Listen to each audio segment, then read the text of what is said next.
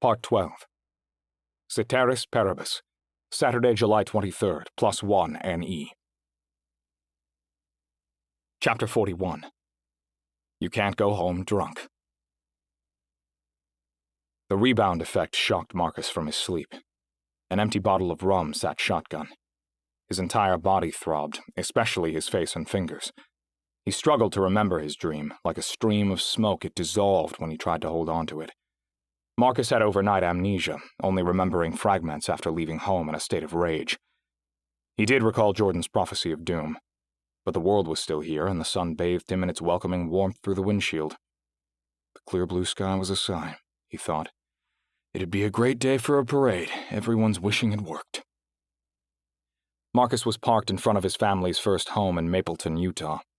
A piece of tech was still stuck to his left wrist. He didn't remember using it, but if he had, he knew exactly what for. Over the summer, Marcus cataloged every family memory he could think of with tech's derivative ghosting feature. A memory he returned to frequently had taken place inside this house. His maternal grandmother Beatrice's viewing. It was the last time the entire family was together, in body if not in conscious spirit. Marcus closed his eyes and was instantaneously immersed by the memory of Beatrice's blended Catholic and Buddhist wake. It was a strange experience. The adult version of Marcus was seeing everything through the eyes of his younger self. He understood why they called it ghosting, since people moved in blurred arcs. The memory was choppy, like watching a film with missing frames, and his point of view would suddenly jump, lacking the smooth continuity of real life. Everything felt massive to Marcus. The size of the world was very different through 5-year-old eyes. The home's living room was stuffy from a mix of afternoon sunlight, central heating, and dozens of people crammed into such a small space. Marcus was an unknowable time traveler, walking among the adults dressed in their Sunday best. His mother stood over the open casket, drying her large chestnut eyes. Marcus cherished this moment in the memory when he hugged her leg, and she ran her fingernails through his long, scruffy hair. He could smell her sweet perfume, and feel the silken fabric of her dress against his face. She paused from mourning to smile down at Marcus, radiating joy and pride at the sight of her blossoming second son. Then, as a passive passenger to the memory, Marcus would turn and walk toward Anthony on the other side of the room. He was surrounded by adults who were captivated by a story Marcus couldn't hear. Their father stood among them, his short stature accentuated by the kilt he was wearing. His silver beard was tidy, a style he'd abandoned by the time of his own death. Their father beamed. His eyes were bright but partially concealed by the lifted cheeks of a full-face smile. Marcus loved hearing his dad's booming belly laugh. Next, Marcus would move from the living room through the formal dining room and into the kitchen. 2 faceless children a few years older than him scurried by, hitting into Marcus and stopping his momentum. A hand rested on his shoulder. It was Garrett's. Future Marcus had the benefit of knowing how important this other bearded man would become. "Are you okay?" Garrett asked. Marcus's eye was drawn to the large signet ring on Garrett's right hand. "Yes." Geraldine arrived by Garrett's side.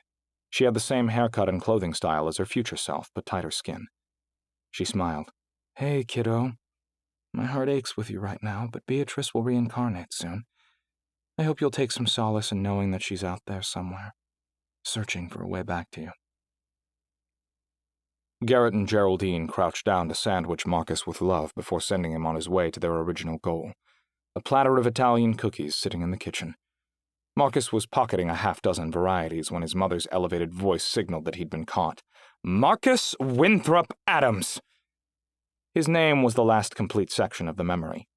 After that, it was a jumble of short, incoherent bursts. Sitting on a couch as a sad song played, kicking a soccer ball in the backyard with Anthony, pulling single pieces of grass from the center of their circular driveway, and falling asleep to his mother's kiss and his father's rough hands stroking the side of his face. Then the day and the memory ended entirely. He never saw his grandmother's body, or if he had, the sight had been lost before he could store it. He didn't mind. He preferred remembering her vibrant and alive, smothering him with love and undivided attention. Marcus opened his eyes, finding himself back where he'd started, sitting outside the family's old home in his Lamborghini. His stomach and chest ached like after a sequence, and his brain swelled against the inside of his skull. "Rum hangovers are uniquely brutal," he told himself. The ringing in his ears was peaking. He pulled the memento mori from his pocket and leaned across the vehicle's interior to retrieve a removable mirror from the passenger sun visor. A black and blue face reflected back as he completed his daily affirmation. I'm the man in the mirror, better today than I was yesterday. And because today I may die, I'll use this opportunity at life to improve myself and help those around me. I'll stay calm and only focus on things I can control. I will not fear. No matter what I face, I'll face it from a place of peace and love. I'm capable of this. I'm the man in the mirror. Marcus's Countach rose from its slumber. The car's antique digital clock displayed 7:47 a.m., so he'd have to speed to make the Pioneer Day parade. He avoided his phone as he drove, not out of a sense of social responsibility, but because he wasn't ready to face anyone. American flags waved everywhere, honoring the pioneers that founded this Zion 175 years earlier. Despite a history of conflict with neighbors and governments, modern Mormons were a particularly peaceful and patriotic group. Mormonism was a bona fide American religion, born between the Revolution and the Civil War. Its founder had come of age in the burned-over district of New York, ground zero for the Second Great Awakening, when predestination was abandoned for transcendental millennialism, a topic Bill had covered in many of their fact classes. Marcus made the 60-mile trip back to Salt Lake in less than an hour while enjoying the comforts of air conditioning. The same distance would have taken the Mormon pioneers half a week to trek, Marcus reflected. Today was about celebrating their sacrifice to put Utah on the map. The parade would begin at the Salt Lake Temple, the spot from which the entire city emanated, and end at Liberty Park with an Indian powwow honoring the indigenous tribes who taught the pioneers how to survive their first winter. People camped out along the parade route days in advance, so Marcus was forced to park blocks from the action.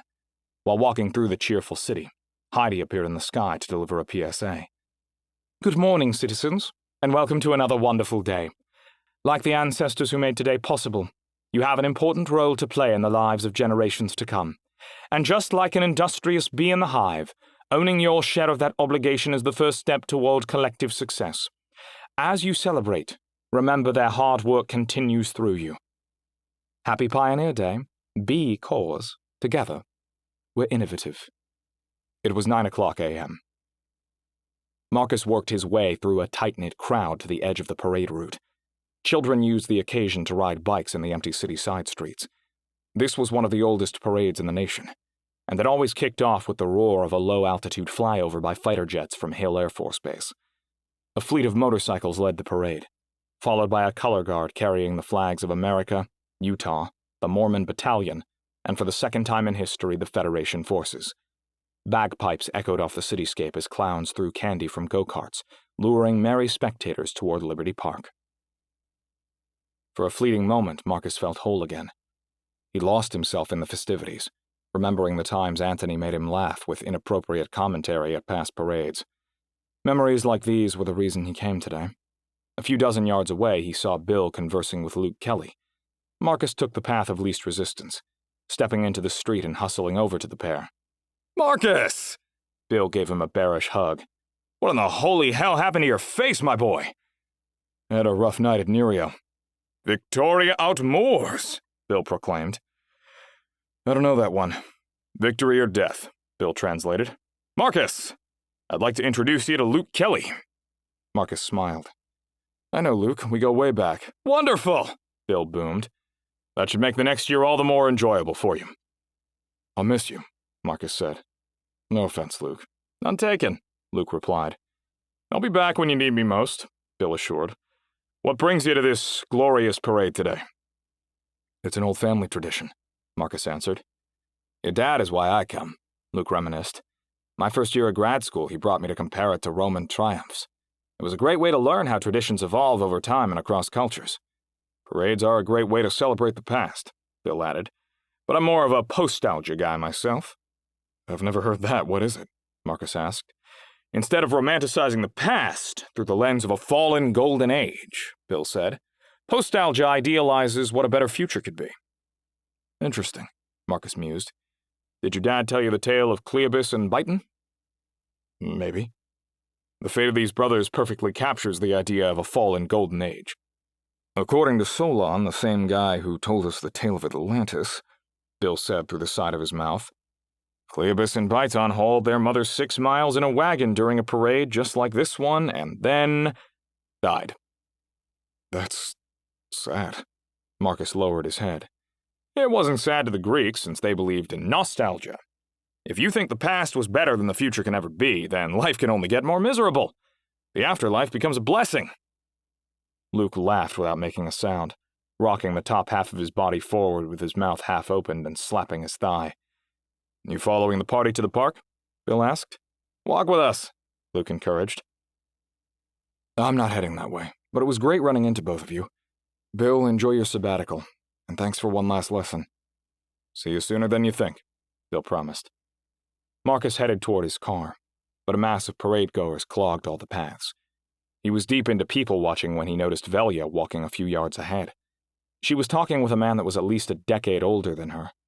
Marcus couldn't hear the conversation, but from their body language it was hostile compared to the surrounding celebratory atmosphere. Marcus increased his pace to see if he could decipher their words from the background noise of the crowd. The pieces he could hear had a bounce to them, like something approximating ancient Sanskrit. The man had long, straight blonde hair that ended at his jawline, and which he obsessively flipped to the side. He towered more than a foot above Velia and was even taller than Marcus, with tan skin and the body of a CrossFit god.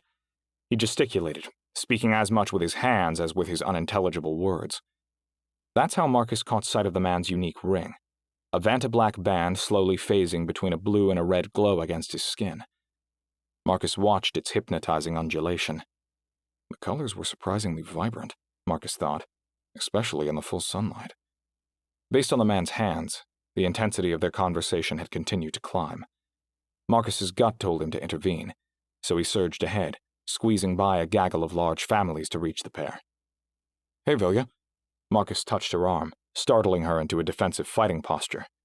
Marcus? Velia mouthed, as if she'd seen a ghost. Are you okay? Yeah, sorry, I didn't... Yes, I'm good. You? I'm fine. Marcus's eyes bounced between Velia and her companion until she caught the hint. Marcus, this is Virgil. Virgil vigorously shook Marcus's hand. How do you know each other? Marcus asked. The pair simultaneously offered contradictory details. Velia said they were siblings, and Virgil claimed they were old co-workers.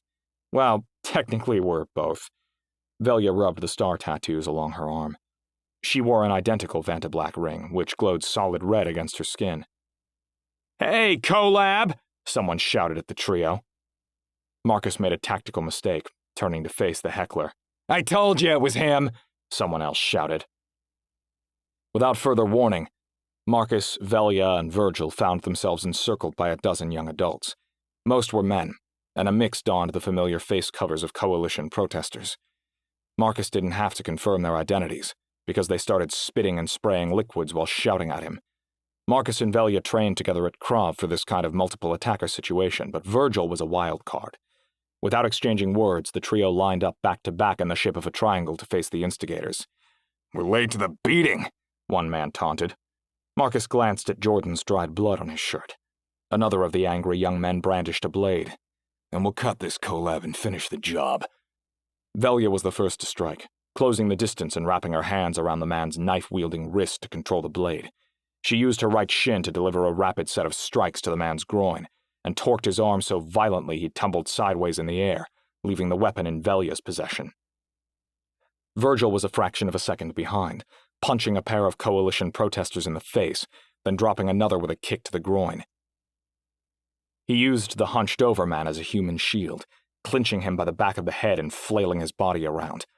It took a second for Marcus to make sense of the carnage that Velia and Virgil had inflicted. The activists scattered, leaving their fallen comrades rolling on the ground.